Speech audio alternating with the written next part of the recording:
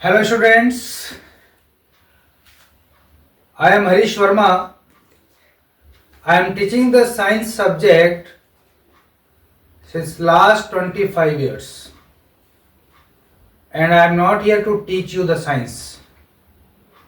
Actually this is the time of the board examination, as you know, and many students are fretting from the examination and getting fever from this fever of the examination. मैं आपको पढ़ाऊंगा नहीं कि science पढ़ाया कैसे जाए, क्यों, वो तो अभी समय भी नहीं है। बट मैं आपको, जैसा मैंने बताया कि 25 साल का जो मेरा एक एक्सपीरियंस है, उसके अकॉर्डिंग मैं आपको बताऊंगा कि एक्चुअली बोर्ड एग्जामिनेशन में किस तरह से क्वेश्चंस आते हैं और उनको कैसे सॉल्व किया जाए।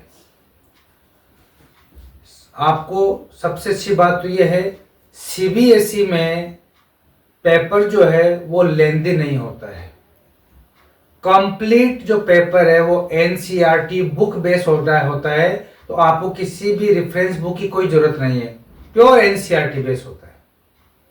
तो डरने की जरूरत ही नहीं है, जब पूरा बुक में से आना है, कंप्लीटली बुक बेस है, तो कहां दिक्कत है, शॉर्ट सिलेबस है। बट हमें यह ध्यान देना है कि क्वेश्चन कहां से आते हैं, किस टाइप के आते हैं। तो मैं आपको ये बताऊंगा, चैप्टर वाइज बताऊंगा कि टॉपिक वाइज क्वेश्चन कैसे कैसे पुटअप होते हैं और उनमें कैसे सॉल्व कर सकते हैं। So don't need to be afraid from the examination. अभी भी हमारे पास में 1.5 महीना 45 डेज है और ये बहुत बड़ा टाइम हमारे लिए है। इसको अगर आप सिस्टम से और प्लानिंग के साथ यूज करेंगे तो बहुत बड़ा स्कोर आप जनरेट कर लोगे, ये मेरी गारंटी है। तो साइंस के अंदर जो मेन पार्ट आता है वो केमिस्ट्री आती है, क्योंकि केमिस्ट्री जो है उसके अंदर समस्या आती है कि भी बोलते भी केमिस्ट्री बेवफा, रात को रटा दिन को सफा। केमिस्ट्री को कितना याद कर लेते हैं, फिर भूल जाते हैं, याद कर लेते हैं, फिर भूल जाते हैं।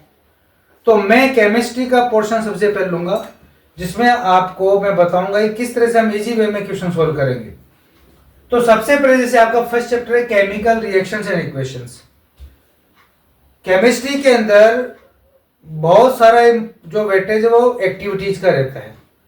फर्स्ट चैप्टर में आपके टोटल 11 एक्टिविटीज हैं और 11 एक्टिविटीज के साथ में कुछ और आई थिंक 3-4 स्पेसिफिक क्वेश्चंस दी हुई है, तो उनको हम डिस्कस करेंगे वन बाय वन। एक्टिविटी को कैसे डिस्कस करना है वो आप समझ लें। एक्टिविटीज कोई भी होगी, उस एक्टिविटीज में हमें कुछ पॉइंट्स को ध्यान रखना है कि उस एक्टिविटीज को हम इन पॉइंट्स के बेस पे स्टडी करें। और अगर वो पॉइंट्स आपके ध्यान में है तो आप इजीली क्वेश्चन सॉल्व कर लेंगे। मैं बताऊंगा कैसे। जैसे पहला पॉइंट आपकी इसके अंदर आता है कि ऑब्जर्वेशंस। कोई भी एक्टिविटी है तो उसका पहला पार्ट होता है ऑब्जर्वेशंस। ऑब्जर्वेशंस क्या है? जैसे चेंज इन कलर, अब कलर में चेंज हो रहा है, वो एक ऑब्जर्वेशन हो गया। चेंज इन टेम्परेचर, टेम्परेचर बढ़ रहा है या घट रहा है। इवोल्यूशन ऑफ गैस हो सकता है, गैस वो कलरफुल भी हो सकती है, कलरलेस भी हो सकती है, उसके अंदर कोई स्मेल भी हो सकती है, उसके कुछ टेस्ट हो सकते हैं।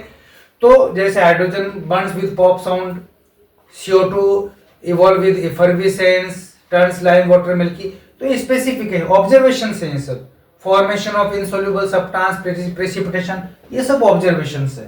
तो आपके स्पेसिफिक रिएक्शंस हैं, बहुत ज्यादा रिएक्शंस नहीं है, तो हमें स्पेसिफिक रिएक्शन से तो स्पेसिफिक ऑब्जर्वेशन ही ध्यान में देने, कोई बहुत ज्यादा ऑब्जर्वेशन नहीं है।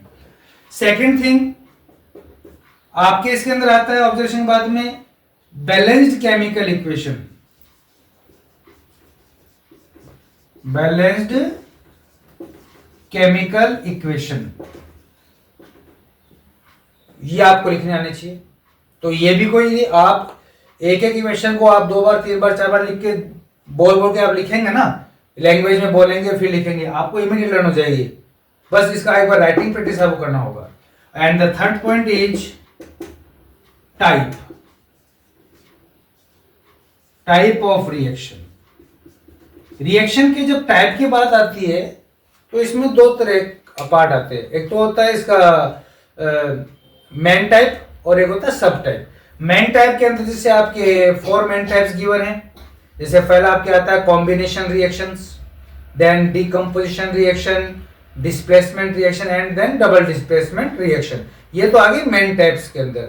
उसके बाद में आपके पूछेगी what other names can be given. Other name क्या बोल सकते हैं, तो सब टाइप्स के अंदर आ जाते हैं। तो अदर नेम के अंदर जैसे आपके टेम्परेचर के बेस पे हम बात करें तो टेम्परेचर राइज हो रहा है तो हम बोल देते हैं एक्सोथर्मिक रिएक्शन हो गया, डाउन हो रहा है तो एंडोथर्मिक रिएक्शन हो गया, या फिर कोई इनसोल्युबल सब्सटेंस बन रहा है तो हम बोल देंगे प्रिसिपिटेशन रिएक्शन हो रहा है। या फिर अगर ऑक्सीडेशन या रिडक्शन के बेस की बात करें कि ऑक्सीजन का एडिशन हो रहा है या हाइड्रोजन एडिशन हो रहा है तो उसके बेस पे हम ऑक्सीडेशन रिडक्शन रिएक्शन बोल सकते हैं। तो वो एक दिया होता है क्वेश्चन में, क्लियर मेंशन होता है कि आपको किस टाइप का बताना है। ओनली टाइप पूछे तो हमें मेन टाइप 4 जो है उनमें से बताना होता है। अदर नेम बोले तो फिर exothermic, endothermic, precipitation, oxidation reduction बोलना होता है। तो ये आपके एक एक एक्टिविटी में हमें ध्यान देना है। इसके अलावा एक पॉइंट और आता है स्पेसिफिकेशन। अब स्पेसिफिकेशन क्या होता है, सभी एक्टिविटीज में नहीं होता है, कुछ एक्टिविटीज में स्पेसिफिकेशन होता है। मीन्स वो हो सकता है उस केमिकल रिएक्शन का कोई स्पेसिफिक यूज हो, हमारे कॉमन हमारा जो डेली लाइफ है उससे कोई रिलेशन हो, उसका कोई प्रोडक्ट बन रहा हो उसका कोई स्पेसिफिकेशन जैसा उसका कोई यूज दिया जा सकता है, तो वो एक स्पेसिफिकेशन हो सकता है। तो हम बात करेंगे एक एक करके, 1 बाय 1 एक्टिविटी हम डिस्कस करेंगे। तो यहां पर हम जो पहली एक्टिविटी की मैं बात करूंगा आपके सिलेबस के अकॉर्डिंग, फर्स्ट एक्टिविटी आपके आती है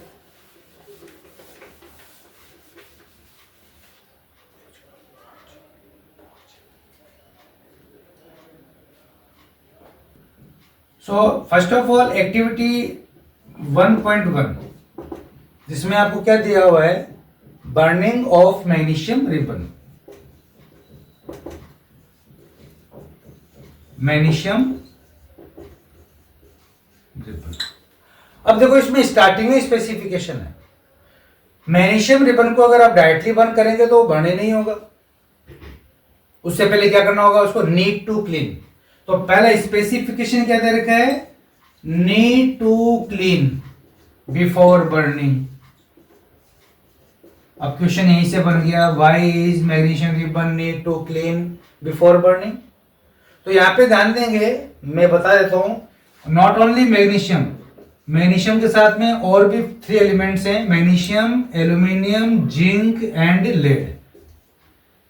अच्छे से याद करना इनको, रिलेटेड चीज में हैं magnesium, aluminium, zinc and lead. ये 4 मेटल्स ऐसे हैं, मेटल्स हैं, ऑक्सीजन से रिएक्ट करते हैं, बट एक बार ऑक्सीजन से रिएक्ट करने पर इनकी क्या बन जाएगी, ऑक्साइड। क्या बन जाएगा इनके ऊपर, इनके ऑक्साइड। जैसे मैग्नीशियम पर मैग्नीशियम ऑक्साइड, एल्यूमिनियम पर एल्यूमिनियम ऑक्साइड, जिंक पर जिंक ऑक्साइड और लेड पर लेड ऑक्साइड। इनके जो ऑक्साइड्स हैं वो फर्दर ऑक्सीजन से रिएक्ट नहीं करेंगे, यानी इनके ऑक्साइड की लेयर प्रोटेक्टिव लेयर होती है, वो ऑक्सीजन से फर्दर रिएक्ट करेगी ही नहीं। तो यहां पर क्या है कि मैग्नीशियम रिबन है, उसको अगर आपको बर्न करना है तो पहले क्या करना होगा, उस पर जो मैग्नीशियम ऑक्साइड का लेयर है उसको रिमूव करना होगा। तो यहां पर दैट्स व्हाई, क्यों अब क्वेश्चन आ गया, why to need to remove MgO layer. Question आ जाता है, डायरेक्ट क्वेश्चन आता है इस पर, why is the need to clean to remove which layer, magnesium oxide. Option दिए होते हैं magnesium oxide, magnesium carbonate, magnesium chloride, magnesium sulphate. तो यहाँ पर मैग्नीशियम ऑक्साइड की लेयर को रिमूव करना होता है। सेकंड थिंग अब आता है बर्न होगा, तो ऑब्जर्वेशंस क्या होंगे, तो यहां पर 2 ऑब्जर्वेशन आते हैं।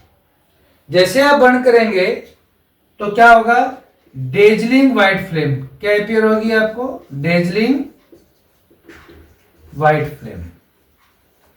डेजलिंग का मीन्स वेरी ब्राइट, बहुत ज्यादा ब्राइट, जैसे हम फुलझड़ी जलाते हैं ना दीपावली पर, वैसे बहुत ज्यादा ब्राइटनेस के साथ व्हाइट फ्लेम अपीयर होती है।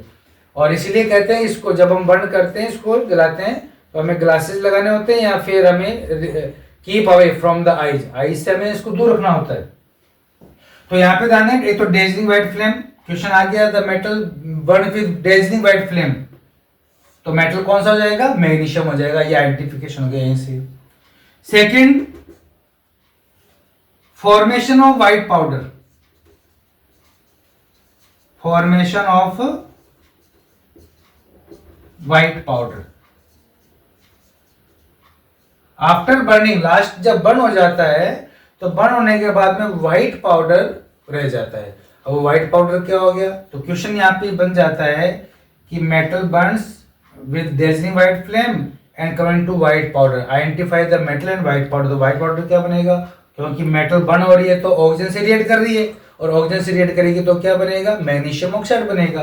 तो रिएक्शंस क्या हो गया, अगर बैलेंस रिएक्शन की बात करेंगे तो Mg solid plus oxygen react करेगा, क्या बन जाएगा, MgO सॉलिड। और यहाँ पे इसको बैलेंस कर देंगे, ये बन गया व्हाइट पाउडर। तो आई थिंक क्वेश्चन क्लियर हो गया होगा दिमाग में आपके। A metal X Burns in air or in oxygen with dazzling white flame and turns into white powder, identify the metal X and the white powder and write the chemical reactions। तो you know metal X क्या हो गया, magnesium, white powder क्या हो गया, magnesium oxide हो गया। Reaction आपके सामने। अब आता टाइप ऑफ रिएक्शन, तो देख के बता सकते हैं हाउ मेनी रिएक्टेंट्स, 2 रिएक्टेंट्स हैं, 1 प्रोडक्ट है, तो 2 से 1 बन रहा है, इसका मतलब दोनों कंबाइन हो गए, कॉम्बिनेशन रिएक्शंस। तो ये कॉम्बिनेशन रिएक्शन का एग्जांपल हो गया। और अगर हम पूछें कि अदर हम क्या कह सकते हैं, तो इसके अंदर आपको दिया होता है कि on the basis of the oxidation and reduction, magnesium के साथ क्या हो रहा है, तो मैग्नीशियम के साथ ऑक्सीजन का एडिशन हो रहा है, तो एडिशन ऑफ ऑक्सीजन को क्या बोलेंगे, ऑक्सीडेशन रिएक्शन। हाँ, आपको ये पता होना चाहिए कि रिएक्शन का डेफिनेशन पता होना चाहिए, कॉम्बिनेशन है, चाहे डिकम्पोजिशन, चाहे displacement, double displacement, oxidation, reduction, इन सब का डेफिनेशन पता होना चाहिए, तो अभी तो पता कर पाओगे आप। तो मैग्नीशियम के साथ ऑक्सीजन का ऐड हो रहा है तो ऑक्सीडेशन रिएक्शन, तो मैग्नीशियम का क्या हो गया, ऑक्सीडेशन हो गया। तो यहाँ पर ये इस टॉपिक में से जो जो क्वेश्चन आ सकते हैं पुट हो सकते हैं, मैंने आपको इस एक्टिविटी में से बता दिया। अब हम बात करते हैं अब मैं आपको बताना चाहूंगा एक्टिविटी 1.2। एक्टिविटी 1.2 क्या कहती है, इसमें हम ऐड कर रहे हैं, मिक्स कर रहे हैं, मिक्सिंग एक्वा सॉल्यूशंस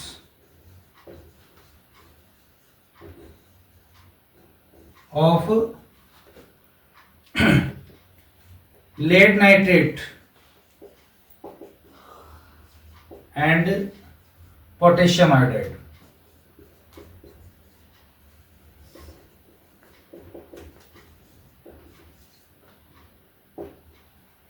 इन दोनों के जो एक्वा सॉल्यूशंस है इनको हम ऐड करेंगे। ऐड करने पे क्या होगा, तो कोई स्पेसिफिकेशन वैसे नहीं देगा, डायरेक्ट ऑब्जर्वेशन नहीं है। ऑब्जर्वेशन में क्या होता है, यहां पे ध्यान देंगे, यहां पर येलो प्रिसिपिटेट क्या बनता है, yellow formation of yellow precipitate. Precipitate means you know insoluble substance. एक इनसॉल्युबल ऐसा प्रोडक्ट बनता है जो इनसॉल्युबल होता है, उसे हम कहते हैं प्रिसिपिटेट। तो येलो कलर का प्रिसिपिटेट बनता है, क्यों बनता है, रीजन क्या है, तो रिएक्शन जब लिखेंगे तो पता चल जाएगा आपको, रिएक्शन रीजन पता होना चाहिए। तो यहाँ पे क्या होता है, जैसे lead nitrate PbNO3 whole twice, ये सेकंड नाइट्रेट है आपके, ये सेकंड, ये लेड सेकंड ही दिया, लेकिन लेड 4 का कोई भी कंपाउंड आपकी सीरीज में नहीं है। तो aqueous plus potassium iodide Ki, ये भी एक्वस। अब क्या होता है, यहाँ पे 2 कंपाउंड रिएक्ट कर रहे हैं, दोनों कंपाउंड है, दोनों में कैटायन एनायन है, first cation then anion, cation then anion. अब यहाँ पे क्या हो रहा है, एक्सचेंज ऑफ आयंस, क्या हो जाएगा, एक्सचेंज ऑफ आयन होगा, तो लेड के साथ अब कौन आ जाएगा, आयोडीन, क्या आ जाएगा, आयोडीन आएगा, PbI2 जो कि सॉलिड होता है यानी इनसॉल्युबल है, और KNO3 पोटेशियम के साथ में क्या आ गया, नाइट्रेट आ गया, ये सॉल्युबल होता है एक्वस। बैलेंस कर देंगे, ये बैलेंस हो गया। ये जो लेड आयोडाइड है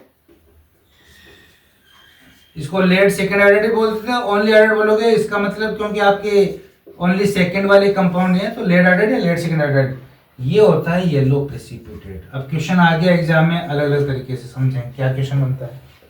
अगर इक्वेशन पूछे इक्वेशन लिखेंगे, Why is the yellow precipitate formed? Due to formation of lead second iodide.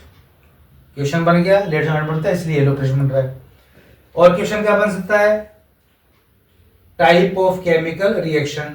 तो टाइप ऑफ रिएक्शंस क्या हो रही है यहाँ पर? टू प्लेसेस पे डिस्प्लेसमेंट हुआ, यहाँ भी डिस्प्लेस हो रहा है, यहाँ भी हो रहा है, तो इसका मीन्स कौन सा हो गया? Double displacement reaction. क्या होता है इसके अंदर? Exchange of ion. क्या हो रहा है? Exchange of ions. तो क्वेश्चन बन गया कि why is the double displacement? Because exchange of ion taking place. Double displacement reaction का आइडेंटिफिकेशन क्या है? ये स्पेसिफिकेशन है एक्सचेंज ऑफ आयंस। अगर ये वर्ड आ जाए, the reaction in which exchange of ion take place is called double displacement reaction. तो यहाँ पर आयोडाइड और नाइट्रेट एक्सचेंज हो रहे हैं। और अदर नेम क्या दे सकते हैं? क्योंकि यहाँ पर क्या बन रहा है? प्रेसिपिटेट बन रहा है, तो इसको आप प्रेसिपिटेशन रिएक्शन भी कह सकते हैं। तो क्या क्या, फिर से मैं एक बार समराइज कर देता हूं। इसके अंदर why is the yellow precipitate formed? Due to formation of lead second iodide. Which type of reaction? Double displacement reaction. What is the another name? Precipitation reaction. How can you say it is a double displacement reaction? Because it is there is exchange of ion taking place. Exchange of ions हो रहा है। Okay, तो this is about the activity number 1.2। वो इस same points पे हमें यहाँ पे डिस्कस करना है, हर एक एक्टिविटी में ही ध्यान देना है।